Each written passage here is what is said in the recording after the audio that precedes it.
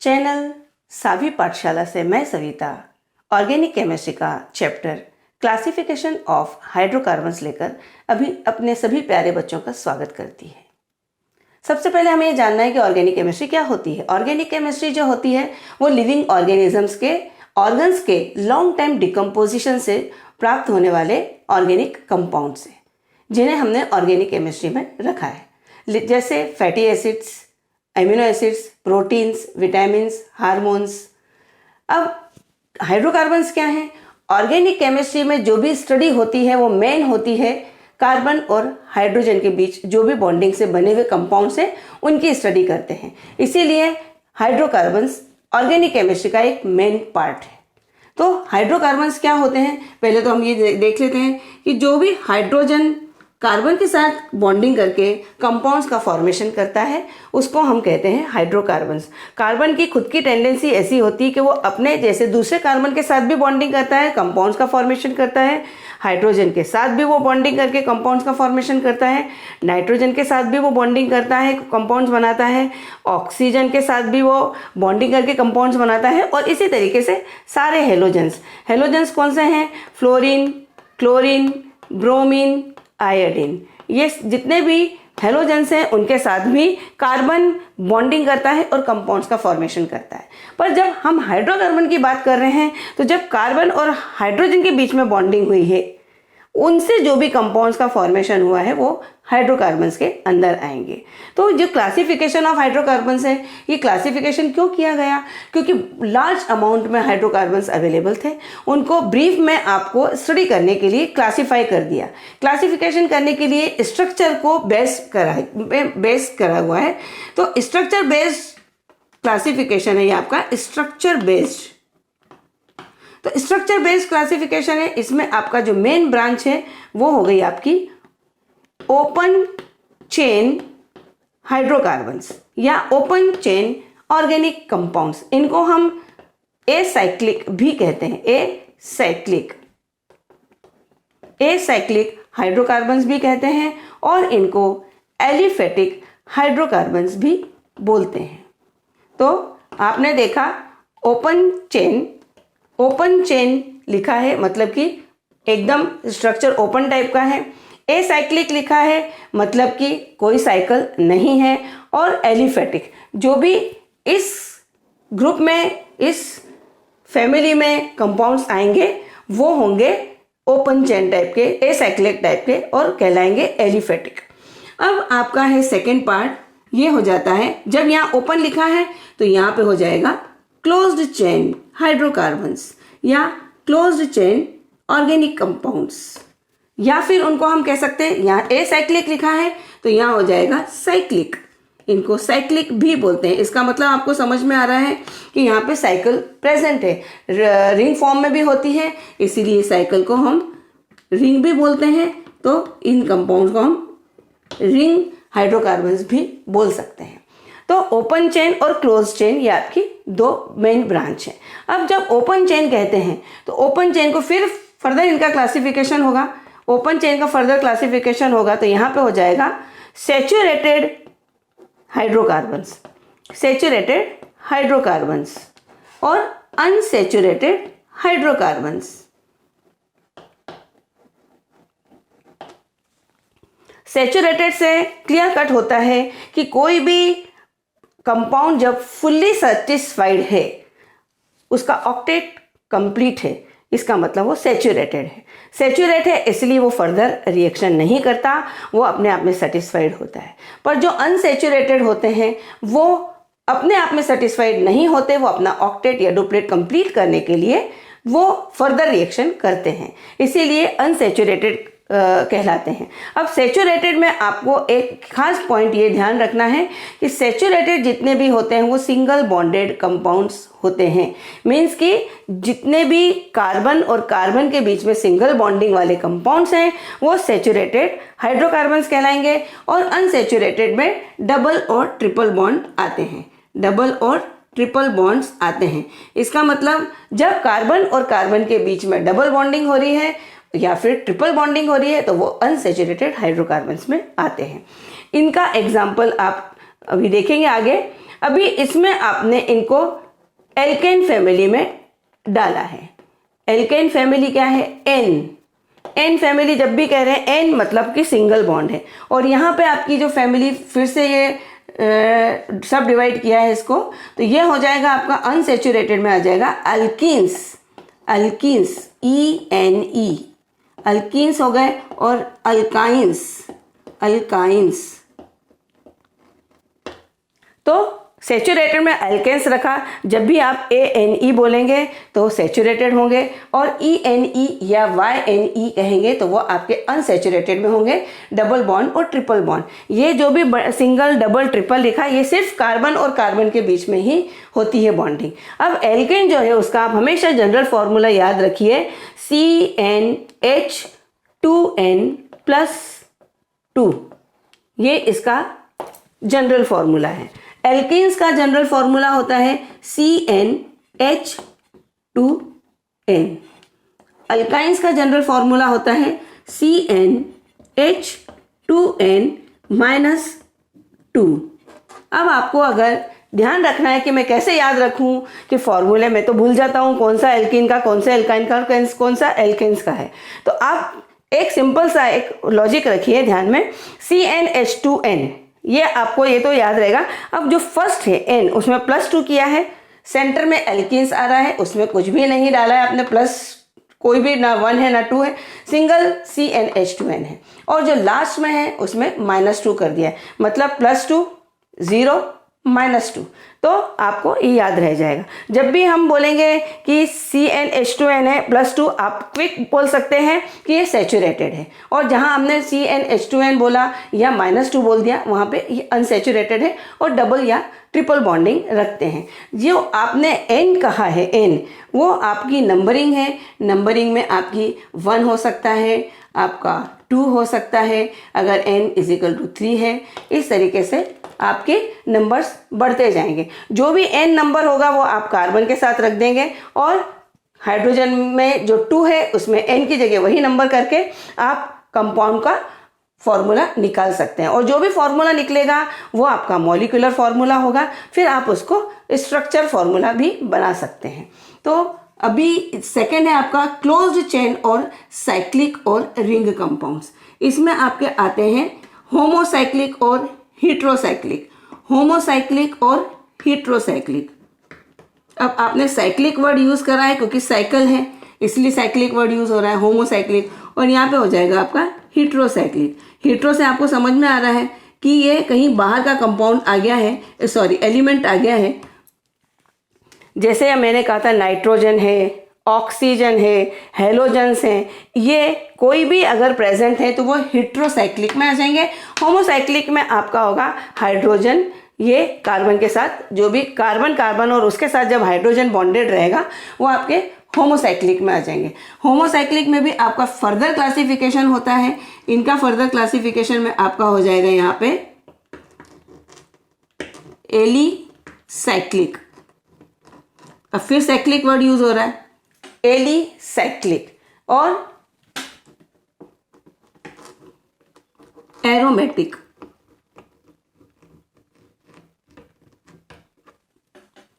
Alicyclic और aromatic. जो alicyclic होते हैं, अब आप कह रहे हैं कि एलिसाइक्लिक में आपको क्लियर दिख रहा होगा एलिफेटिक कंपाउंड्स भी हैं इसमें और साइकिल भी है। तो एलिफेटिक कंपाउंड्स और साइकिल जब आपस में, साइक्लिक कंपाउंड्स आपस में मिल रहे हैं तो एलिसाइक्लिक कहलाते हैं। एलिसाइक्लिक में जो भी हाइड्रोकार्बन्स आते हैं वो सभी एलिफेटिक कंपाउंड्स की प्रॉपर्टीज को भी शो करते हैं। एलिफेटिक कंपाउंड्स की प्रॉपर्टीज को भी शो करते हैं एलिसाइक्लिक कंपाउंड्स। अब अगर आप कह रहे हैं एरोमेटिक, मतलब यहाँ कोई एरोमा थेरेपी बोलते हैं, एरोमा बोलते हैं, खुशबू जो स्मेल होती है, स्वीट स्मेल होती हैं, वो सभी आते हैं एरोमेटिक कंपाउंड्स में। अभी जब हमने कहा कि एलिसाइक्लिक, आप समझ गए कि एलिसाइक्लिक मतलब, अभी कभी आपको जब कंपैरिजन पूछे, डिस्टिंग्विशन कहे पूछें, तो आप क्लियर कट बोल सकते हैं कि आपके एल्केन्स और अल्काइंस के बीच में अगर आपको डिफ्रेंशिएशन बताना है तो आप एल्केन को बोल सकते हैं सेचुरेटेड में आते हैं, इनका जनरल फार्मूला ये होता है। एल्किन्स अनसेचुरेटेड फैमिली में आते हैं, इनका जनरल फार्मूला ये होता है। अल्काइंस अनसेचुरेटेड होते हैं, इनका जनरल फार्मूला ये होता है। एल्केन्स में सिंगल बॉन्ड होता है, अल्किन्स में डबल बॉन्ड होता है, अल्काइंस में ट्रिपल बॉन्ड होता है। इस तरीके से आप बता सकते हैं और n नंबर जो भी है उसके रख के आप सारे फॉर्मूलेस निकाल सकते हैं। और ये हमेशा याद रखिए कि जब भी सफिक्स लगा हुआ है आपका ANE सफिक्स लगा हुआ है तो वो आपका होगा एल्केन, और ENE जो भी लगा हुआ है वो अल्कीन्स होंगे, और YNE लगा हुआ है वो आपके अल्काइंस होंगे। तो इस तरीके से ये क्लासिफिकेशन शॉर्ट में हमने कर लिया।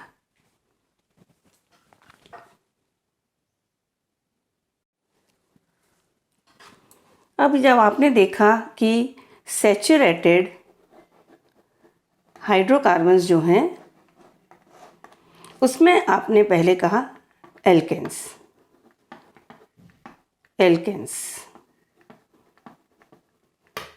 में आपने कहा जनरल फॉर्मूला H2N + 2 होता है। सैचुरेटेड में एल्केन्स लिया, एल्केन्स में आपने कहा CnH2n + 2, जहाँ आपने कहा n = 1 2 3 4 हो सकता है आपका, जो भी आपके नंबर्स आप पुट करेंगे। तो अगर आप फॉर्मूला बनाते हैं तो आप किस तरीके से लिखेंगे? C अगर n आपको 1 दे रहे हो तो यहाँ पे 1 डालेंगे, H2 n की जगह आपको 1 रख देना है, तो 2 × 1 + 2, तो आपको रिजल्ट क्या मिलेगा? CH4। ये क्या कहलाता है? CH4। इस तरीके से अगर आप C2 रखते हैं, आप जब n को 2 लेते हैं तो C2 लिखा, H में आपने 2 ऑलरेडी दिया हुआ है। अब यहाँ पे आप n की जगह क्या रख देंगे? × 2 + 2, तो आपका फॉर्मूला क्या निकल के आएगा? C2H6।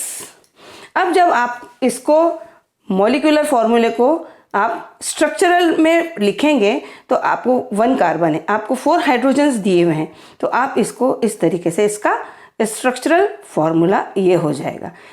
ये जो है आपका मॉलिक्यूलर फॉर्मूला है और ये जो है आपका स्ट्रक्चरल फॉर्मूला है।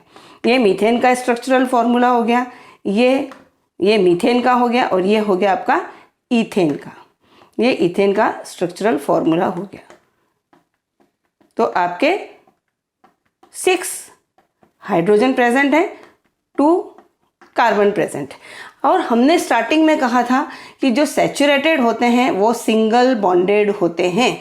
सिंगल बॉन्डेड होते हैं इसका मतलब फर्दर रिएक्शन नहीं करते, इनका ऑक्टेट फुलफिल होता है, इसलिए किसी और से रिएक्शन करने नहीं जाते। तो कार्बन जब हाइड्रोजन के साथ बॉन्डिंग कर रहा है सिंगल है, और कार्बन जब कार्बन के साथ बॉन्डिंग कर रहा है तो यहाँ पर भी सिंगल बॉन्डिंग हुई है। तो एल्केन्स में ये टेंडेंसी होती है कि ये हमेशा सिंगल बॉन्डेड होते हैं।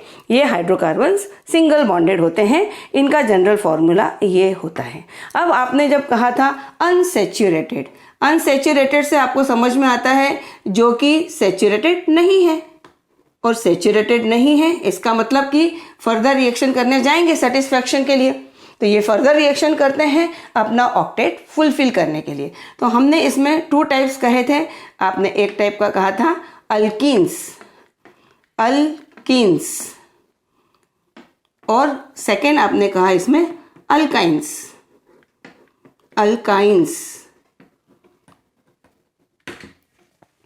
अब इसका जो जनरल फॉर्मूला है CnH2n + 2, तो आपको याद रखना है तो आप रखेंगे एल्केन्स + 2, यहाँ पे कुछ भी नहीं है, मीन्स CnH2n, बस इसी तरीके से इतना सिंपल है इसका फॉर्मूला CnH2n। यहाँ पे आपको -2 याद रखना है, CnH2n -2, तो यहाँ पे +2 होता है, यहाँ -2 होता है, और यहाँ कुछ भी नहीं होता। तो ये सिंपल रहता है CnH2n। अब जब हम इसमें n की वैल्यू पुट करेंगे तो हमको क्या मिलेगा? हम रखते हैं C1 रखा, H2 × 1, तो क्या मिलेगा आपको, ये मिलेगा CH2 जो कि पॉसिबल नहीं है। इसीलिए इसका जो फर्स्ट मेंबर है, एल्किन फैमिली का जो फर्स्ट मेंबर है वो पॉसिबल नहीं है। अब अगर मैं कहूँ इसमें n की वैल्यू पुट करके आप C1H2 इंटू n की वैल्यू मैंने 1 पुट कर देते हैं, तो 1 लिखा -2, तो आपको कितना मिल रहा है, ये फॉर्मूला क्या बनेगा, CH2 -2 तो क्या हो जाएगा 0, ये फॉर्मूला, तो ये भी पॉसिबल नहीं है। तो इस तरीके से ये भी क्रॉस हो जाता है। तो ये ध्यान रखना है कि एल्केन फैमिली का फर्स्ट मेंबर होना पॉसिबल है, पर एल्किन और अल्काइन फैमिली का फर्स्ट मेंबर पॉसिबल नहीं है, क्योंकि बॉन्डिंग ही पॉसिबल नहीं हो रही है। आप ट्राई करिए, 1 कार्बन है उसमें 2 हाइड्रोजन जोड़ेंगे तो कार्बन की वैलेंसी कैसे 4 हो पाएगी। इस तरीके से यहाँ पे जब कार्बन हाइड्रोजन बॉन्डिंग कर रहे हैं तो कार्बन की वैलेंसी 4 होना चाहिए, क्योंकि उसके लास्ट ऑर्बिटल वैलेंस शेल में 4 वैलेंस इलेक्ट्रॉन्स हैं, इसीलिए वो अपनी वैलेंसी +4 शो कर रहा है। और जब वो दूसरे एटम्स के साथ रिएक्ट करेगा तो उसके पास यहाँ अवेलेबल ही नहीं है, 1 हाइड्रोजन अवेलेबल है, इसीलिए ये मेंबर पॉसिबल नहीं है, ये मेंबर पॉसिबल नहीं है। यहाँ हमने जब देखा कि ये जो सेकंड मेंबर है, इसका जो फर्स्ट मेंबर था वो ये है, सेकेंड मेंबर ये है इस फैमिली का। तो एल्केन एक फैमिली है जिसका जनरल फार्मूला ये है, एल्किन एक फैमिली है जिसका जनरल फार्मूला ये है, अल्काइन एक फैमिली है जिसका जनरल फार्मूला ये है। आपने जो इसमें 2 एग्जाम्पल देखे, आप आगे रख के देख सकते हैं। अब मैं यहाँ का सेकेंड देखती हूँ, फर्स्ट तो पॉसिबल नहीं हुआ, सेकेंड यानी कि जब मैं n की वैल्यू 2 पुट करती हूँ, तो n की जब वैल्यू 2 हमने 2 पुट करी तो यहाँ पे आपका कैसे फॉर्मूला बनेगा, 2 × 2, तो क्या फॉर्मूला निकलेगा, C2H4। इसका जनरल फॉर्मूला जी, उसके हिसाब से अगर हम C की वैल्यू 2 पुट करें तो C2H2 × 2 -2, तो क्या मिलेगा रिजल्टेंट, C2H2 × 2 4 -2, तो कितना हो गया आपका 2 हो गया। अब अगर आप इसको ये तो आपके मॉलिक्यूलर फॉर्मूलाज हैं, ये आपकी क्या है, मॉलिक्यूलर फार्मूलाज है, मॉलिक्यूल के फार्मूलाज हैं। अगर हम इनके स्ट्रक्चरल फार्मूला लिखेंगे तब हमें ये मालूम पड़ेगा कि इनमें कैसे डबल बॉन्ड हो रहा है और एल्काइंस में ट्रिपल बॉन्ड हो रहा है। ये आपको डिफ्रेंशिएट करने को आता है, कैसे अल्केन्स और अल्काइंस के बीच में डिफ्रेंशिएट करो। तो आपको पहले तो सैचुरेटेड अनसैचुरेटेड जनरल फॉर्मूले दे दिए, आपने बता दिया कि सिंगल बॉन्डिंग होती है, डबल बॉन्डिंग होती है, ट्रिपल बॉन्डिंग होती है। इसी वजह से इनकी फिजिकल प्रॉपर्टीज़ और केमिकल प्रॉपर्टीज़ डिफर करती हैं। अब आपने जब इसको C2H4 को लिखा तो आप C2H4, आपको मालूम है कि जब भी हम इस तरह का कोई मॉलिक्यूल होता है और उसको जब स्ट्रक्चरल फॉर्म में लिखते हैं तो बॉन्डिंग कार्बन कार्बन के बीच में होती है। पहले कार्बन कार्बन के बीच में बॉन्डिंग कर देंगे, अब आपके पास 4 हाइड्रोजन है तो ये 50-50% आप डिस्ट्रीब्यूट कर देंगे। आप इधर भी लिख सकते हैं, इधर भी लिख सकते हैं, यहाँ भी लिख सकते हैं। तो चाहो तो अगर आपने यहाँ लिख दिया और 1 हाइड्रोजन यहाँ रख दिया, फिर यहाँ के जो और 2 बचे हुए हैं वहाँ पे एक आपने हाइड्रोजन इधर रखा और 1 हाइड्रोजन इधर रखा। अब आप देख रहे हैं कि कार्बन की वैलेंसी 4 होती है, यहाँ 4 हो रही है क्या, नहीं, कार्बन कार्बन के बीच में 1 बॉन्डिंग है। यहाँ पे ये टोटल मिला के आपको 3 वैलेंसीज दिख रही है, 3 बॉन्डिंग दिख रही है, यहाँ भी 3 बॉन्डिंग दिख रही है। अब आप जब कार्बन कार्बन के बीच में डबल बॉन्डिंग कर देते हैं तो यहाँ पे कार्बन की वैलेंसी 4 हो गई, तो आपका फॉर्मूला भी हो गया C2H4 और डबल बॉन्डिंग है इसीलिए अल्कीन्स हैं, तो ये डबल बॉन्डिंग हो गए। तो आपने फर्स्ट मेंबर को कहा था मैथ, जब कार्बन 1 था तो आपने इसको कहा था मैथ मतलब मीथेन, और जब 2 था तो उसको कहा था एथ मतलब इथेन। तो ये क्या है, आपके एन्स जो हैं ये क्या है, आपके सफिक्स हैं, इंस सफिक्स, आइंस सफिक्स। जब भी सफिक्स एन लगा है इसका मतलब सैचुरेटेड है, सिंगल बॉन्डेड है। जब भी सफिक्स आपका इंस लगा है तो डबल बॉन्डेड है, अनसैचुरेटेड। जब भी सफिक्स आइंस लगा है तो ट्रिपल बॉन्डेड है, अनसैचुरेटेड है। तो आपने इसका स्ट्रक्चरल फॉर्मूला ऐसे लिखा, तो आपने देख लिया कि डबल बॉन्ड है। अब ये और एक देख लेते हैं कि इसको जब हम इस मॉलिक्यूलर फॉर्मूले को जब स्ट्रक्चरल फॉर्म में लिखेंगे तो हमने सबसे पहले हमारा यही है, हमको सबसे पहले कार्बन कार्बन को रखना होता है। जितने भी कार्बन होते हैं आप रख सकते हैं, और उसके बाद हाइड्रोजन का डिस्ट्रीब्यूशन होता है। तो हाइड्रोजन आपके पास 2 हैं, तो मैंने इसको डिस्ट्रीब्यूट कर दिया, 1 इसको दिया और 1 इसको दिया। यहाँ बॉन्डिंग लगा सकते हैं, नहीं लगाएंगे तो भी चलता है। ये बॉन्डिंग लगा दी। अब आपने देखा कि कार्बन की वैलेंसी 2 है, इस कार्बन की वैलेंसी भी 2 है। अब हमको फुलफिल करना है इसकी वैलेंसी, तो आपने कहा कि मैं यहाँ पे, क्योंकि हाइड्रोजन और कार्बन के बीच में बॉन्डिंग नहीं बढ़ा सकते, क्योंकि कार्बन और हाइड्रोजन के बीच में सिंगल बॉन्डिंग रहती, क्योंकि हाइड्रोजन की वैलेंसी 1 होती है। इसकी वैलेंसी बढ़ जाएगी अगर इनके बीच में बॉन्डिंग बढ़ा दी तो बॉन्डिंग कहाँ पे इंक्रीज करना है? सिर्फ कार्बन और कार्बन के बीच में। तो हमने यहाँ पे ट्रिपल बॉन्डिंग कर दी। अब आप देखें 1 2 3 4, 1 2 3 4 दोनों कार्बन की वैलेंसी 4 दिखाई दे रही है यहाँ पे। और अगर आप इलेक्ट्रॉन्स टोटल काउंट करेंगे तो इसके भी ऑक्टेट कंप्लीट हो गया। 8 इलेक्ट्रॉन इस कार्बन के लास्ट ऑर्बिट में 8 इलेक्ट्रॉन होंगे, और इस कार्बन के ऑर्बिट में लास्ट ऑर्बिट में भी 8 इलेक्ट्रॉन होंगे। तो ये आपका जो है वो अल्काइन फैमिली का सेकंड मेंबर है। उसको हमने क्या कहा? इथाइन। इसको कहेंगे आप इथाइन, और ये हो जाएगा इथीन, और ये हो जाएगा ईथेन। ईथेन, इथीन, इथाइन, और ये हो जाएगा मीथेन। या मिथीन और मिथाइन जो है पॉसिबल नहीं हो रहा था, तो हमने इस तरीके से ये स्ट्रक्चरल फॉर्मूला लिख लिए।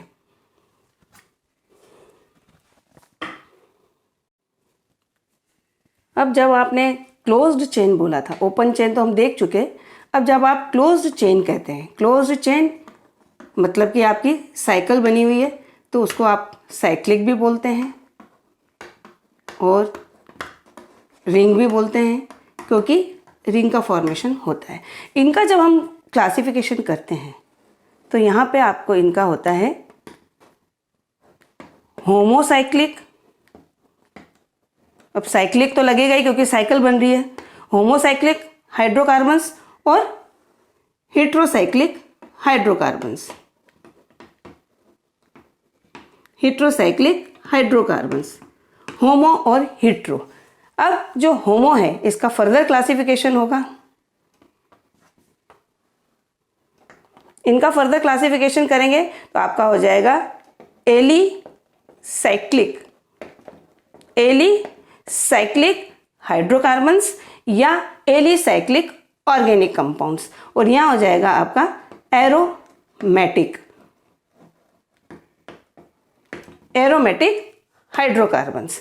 अब जो एलिसाइक्लिक हाइड्रोकार्बन्स हैं वो होते हैं सैचुरेटेड भी होते हैं, जिस तरीके से एल्केन्स थे इसी तरीके से जो ओपन चेन थे वो सैचुरेटेड अनसैचुरेटेड थे, उसी तरीके से एलिसाइक्लिक जो होते हैं।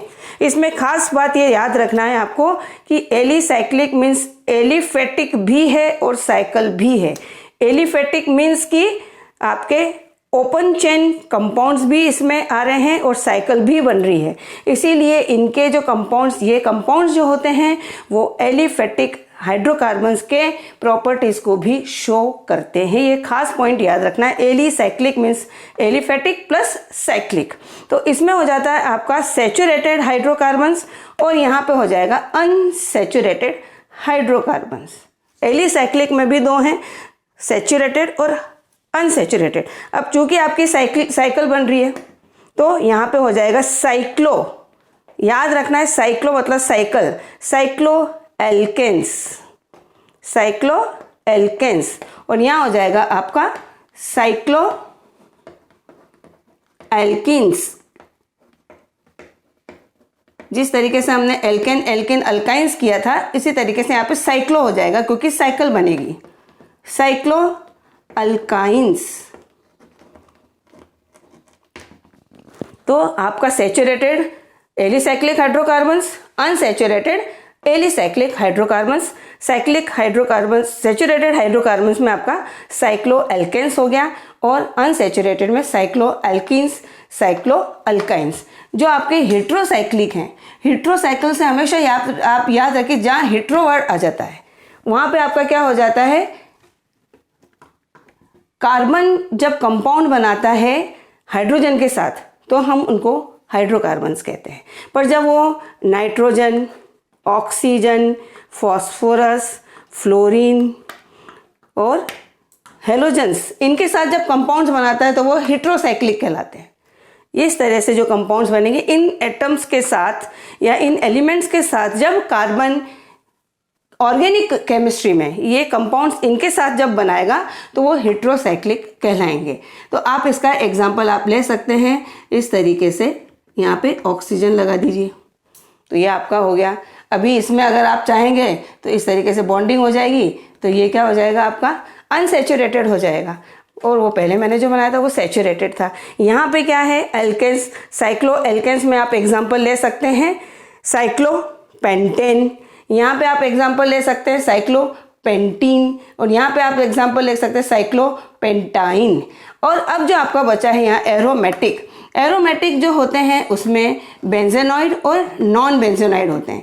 बेंजेनॉइड और नॉन बेंजेनॉइड, नॉन बेंजेनॉइड, तो आपको वर्ड से ही पता चल रहा है, बेंजेनॉइड जहाँ पे बेंजीन रिंग है और नॉन बेंजेनॉइड जहाँ पे बेंजीन रिंग नहीं है। तो बेंजीन रिंग्स आप जानते ही हैं, बेंजीन मतलब कि 6 कार्बन होते हैं, तो ये इस तरीके से रिंग बनती है, तो ये आपकी बेंजीन रिंग होती है। अब आप इसमें जो भी है चेंज करते जाएंगे तो आपके बेंजोनॉइड बनते जाएंगे, और जहाँ पे आपकी बेंजीन रिंग नहीं है तो वो आपके आप हो जाएंगे इस तरीके से। आपका जो यहाँ पे है ये इसमें स्ट्रक्चर में फ़र्क है तो वो आपके हो जाएंगे नॉन बेंजोनाइड। तो आपने आज समझा व्हाट इज़ हाइड्रोकार्बन्स, उनका क्लासिफिकेशन देखा, बहुत डिटेल में किया है। आप लोगों को किसी भी तरह की कोई प्रॉब्लम आती है तो आप मुझसे शेयर कर सकते हैं। इसी के साथ में अब सविता सावी पाठशाला से आप सभी को बाय करती हूँ और थैंक यू। खुश रहिए, खुशियाँ बांटिए, बाय, टेक केयर।